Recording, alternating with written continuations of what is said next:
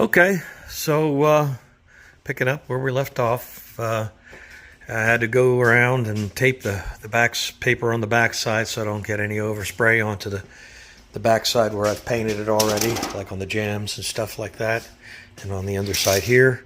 After I did that, which took about 4 hours to get that all taped up, I rebuilt the jigs so that these items would lay flat. Didn't do anything with that, just put these foam pads on here. Same with these, just got some pool noodles and put them on here to make it a little softer so it didn't scratch up the paint on the bottom side, even though it is papered up. So I'm getting ready to go with the 400 on this. I've just got done doing a little touch-up with the primer in spots where I had burned through when I was sanding this on the car. Anyway, I'm going to hand sand this with 400, and then we're going to put color on this, and we'll see how that all looks. But that's the plan right now, and I've made up a little slideshow, a little treat for anybody who's been not following me on Facebook. I had Randy send me some pictures of the Hellcat Daytona and how they're finally starting to put some color on it. A long process to do a show car quality paint job, and that's what they've been doing. Of course, it's not the only job in Chris Carlson's shop out there in Wichita. He's got lots of stuff going on out there. Very busy, doing lots of really great stuff. But anyway, he's finally got to the point where they put a little color on. So I'm just going to run a little slideshow of what that's looking like right now, bring you up to speed on that, and hopefully we'll see a finished car here in not too long. Anyway, you can enjoy that right now.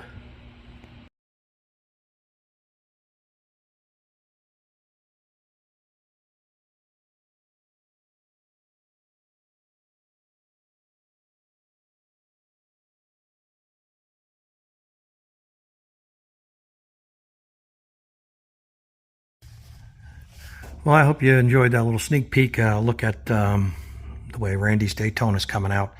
Chris is doing a real good job out there in Wichita.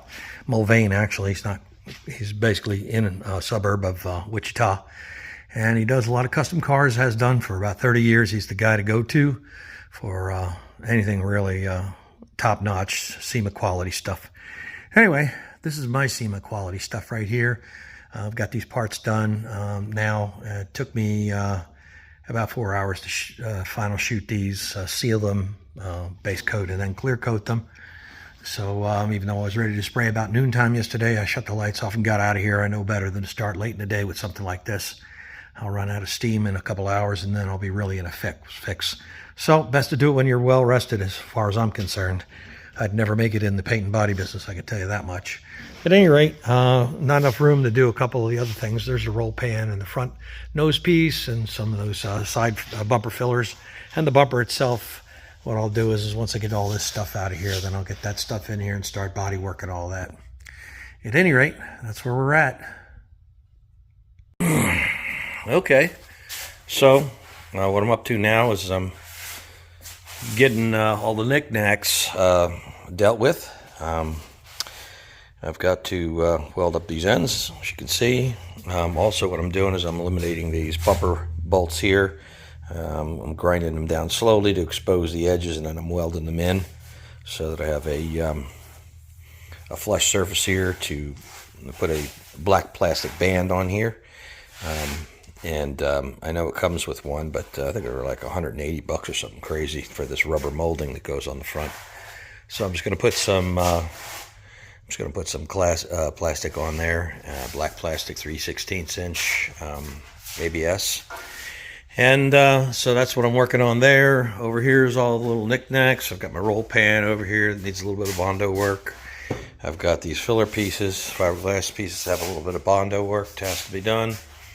There's the hood hinges over here, need painting. Mirrors, side view mirrors need painting. I got the hood hinges, or excuse me, the door hinges. This little cover plate for the latch inside on the tailgate. Again, another hood hinge there, the gas door, and going over this, I just remembered I have to hunt down this little piece that pops into this pocket here. That's got to get painted also. So, yeah, lots of little stuff here that, you know, you do a project that's this long, it ends up, these little pieces can get away from you. So I got to sit and think about it for a little bit, what else I might need to paint once I get the body work done on this stuff here. At any rate, that's where I am with that. So we'll continue on. All right. Hopefully I got all the knickknacks here. I've got my my front bumper body worked, and I've got it primed with polyester. I've got this nose piece sanded down with dust down to 400, but I'm going to have to go over it again because it was sitting in here when I was doing this other spraying. So I have to scuff it again. I've got the bottom body worked on this roll pan and also primed. Same with the little plug. Got my filler pieces. I've got my mirrors primed, polyester fill.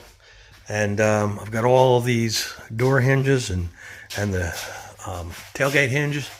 Everything. Here's my my gas door. Got it primed, ready to go.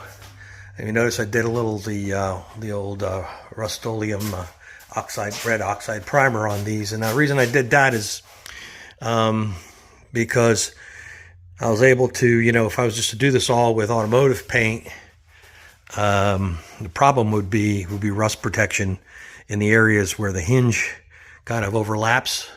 So this allowed me to spray this, let it set overnight, and then open the hinges up and go ahead and spray it again to get in all these crevices just for rust protection. And what I'll do is I'll spray these hinges, especially the door hinges, in the open position. These are the hood hinges, so they're not too bad. But I'll do these in the open position. That way, when the door is opened, it'll be, you know, painted same color as the car. But once it's closed, you may have a little area where it's missed. But we'll have the same opportunity to get the color on there, you know, and then try to open it up because it would gouge the paint if you wanted to do it all in one go. But it's just something I do. Anyway, I'm out of paint filters, and my primer gun decided it wanted to die, so got that going on. I just ran out of polyester fill too. I might have to recoat this with just some K2 primer, this bumper. I think I've got enough left of that I can go ahead and do that. Other than that, I got to run to the store just for some stupid filters. Can you believe it? I go through them like toilet paper. You know, I'm a big advocate of, when it comes to mixing paint, is to toss everything. Just keep tossing everything so I don't get messed up. Anyway, that's where I'm at. Keep going. All right, so these are the last of the parts that I've got that I had to spray. Lots of tedious stuff here, but it's done. Mirror, these bumper spacers for the front bumper, and the upper fascia, and the roll pan, and the hood hinges, tailgate hinges, door hinges, and the gas door. Probably forgot something, but I'll figure it out later. Got a little paint left over if I need to set up again, but hopefully I won't. This is where I'm at with this, and we'll go on from here as soon as all this dries up. All right, got all the parts and pieces out of here that I was painting. Got them just sitting up on top of that rack there. Gonna have to cut and buff this whole car and all those pieces and the doors and all that good stuff. So that's all gonna be quite the project. So I decided, you know, I just need to get everything that needs to get painted done, and decided I needed to finish working on this frame and get it painted. The same with this perimeter rim and also the stainless trim. I'll get to that too here eventually. The other thing I want to do is I want to wheel this in there and get this bed sprayed up, and then I'll, other than having to do the cut and buff. A lot of the mess will be done as far as painting and sanding and all that good stuff. And I'll be on to the exciting stuff, like putting it back together, trying to figure out what the heck goes where. And one of the other projects I got to do before I can go too far is I have to fix the top of this dashboard here. See how it's all cracked and everything. I got to fix that and paint that, because one of the first things I want to do when it comes time to start to assemble this car is I want to get the dash in with the electrical harness in the car.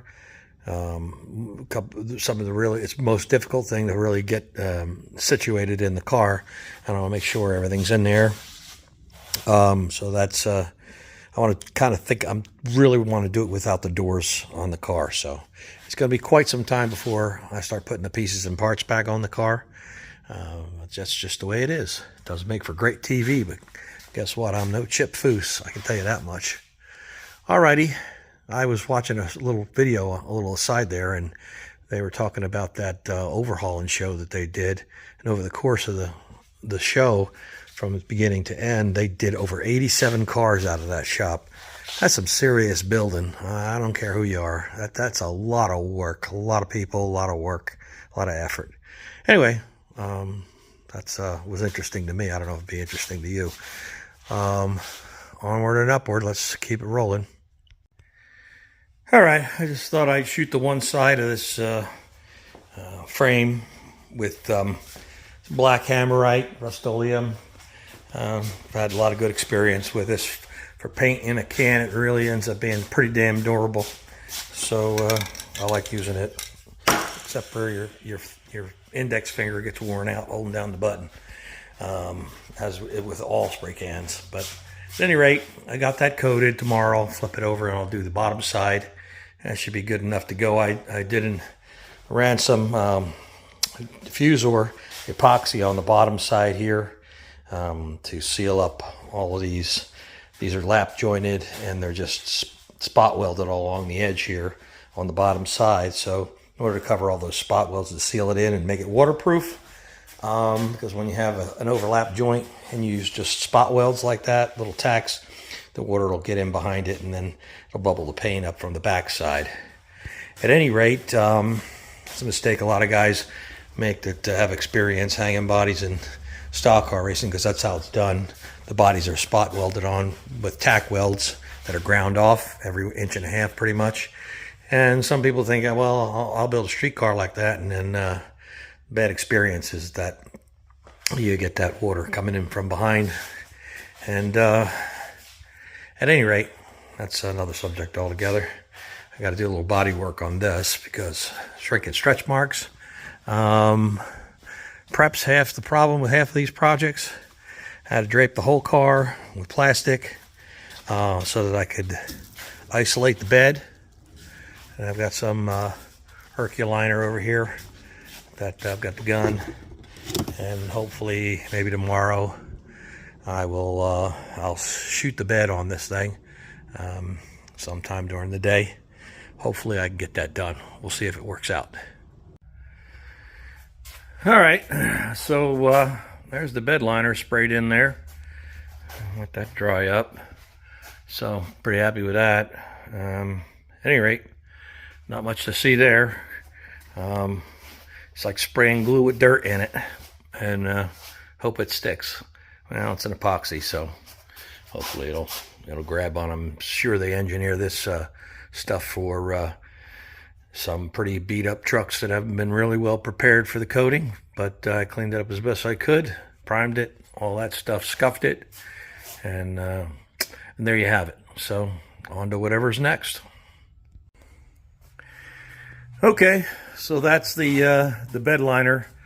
How it looks, the black looks in contrast to the gray.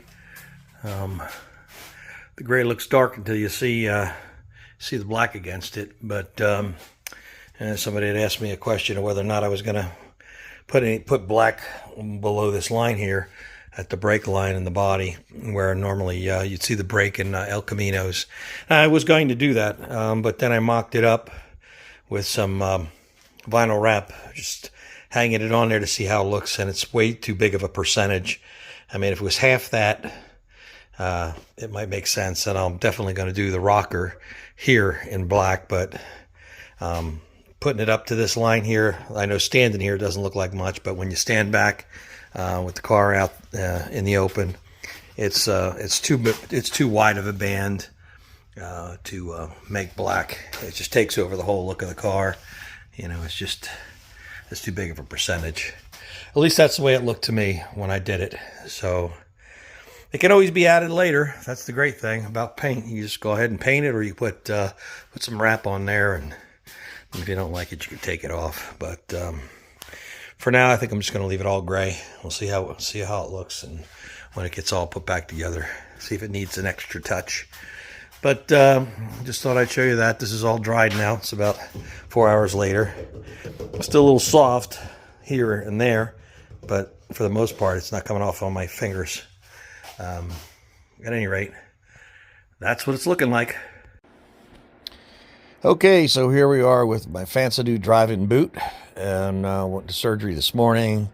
Just now coming out of the stupor from the anesthesia. You probably hear it in my voice. I've got a little sore throat from it. But they said it was just going to be a twilight, you know, where you're kind of like in a fog while they do the...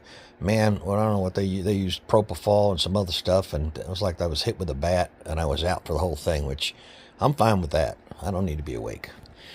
At any rate, here I am, and what they did was, I'll show you on this foot here, was there's a nerve that runs between the foot bones, like right in here, that over the years, it got a little nodule on it. It's called a Morton's neuroma. It's like a balloon, and it just basically got more and more irritated and bigger over a 16-year period of me standing on concrete floors and abusing myself in a similar fashion that most people do that work on cars or in a shop.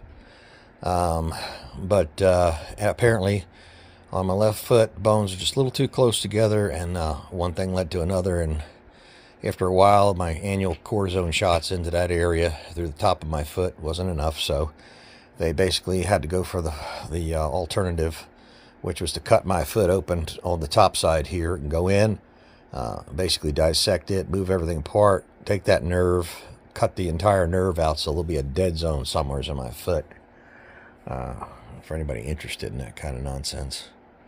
Anyways, long story short is I'm off my feet completely for at least a week now.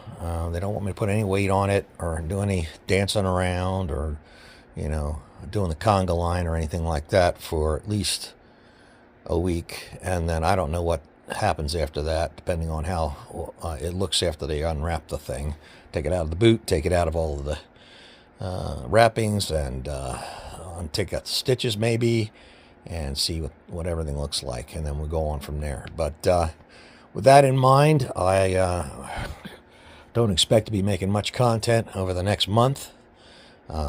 Just in the interest of making sure I get this behind me good and clear. I don't abuse the foot or the operation, so I don't have to have it done again.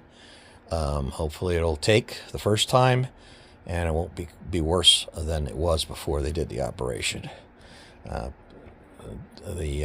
Said the pain medications that they injected at the site are going to wear off tomorrow, and I'm really going to be in a world of hurt, literally. So I definitely right now don't feel like doing anything with it, but hopefully it'll get better over time, and I can get back to the El Rey, which I've decided to name the car the El Rey. And the reason for that is I want to see what the Buick, like the Regal, you know, they've got El Camino, the road in Spanish, and then the Conquista and all that other stuff. But I wanted to keep it in that vein. But the word Regal is not a noun, so there was no El Regal or El Regalo or whatever you would think it would be in Spanish. So the closest thing was Regal would be the king, so that will be El Rey. And that's what the name of the car is, the El Rey. And hopefully I'll do a collaboration with my son. He's got a 3D printer, and maybe we can come up with some nice badging to put on it, make it look like it was something that was intended to be built. And I don't know if you can catch the theme of this channel.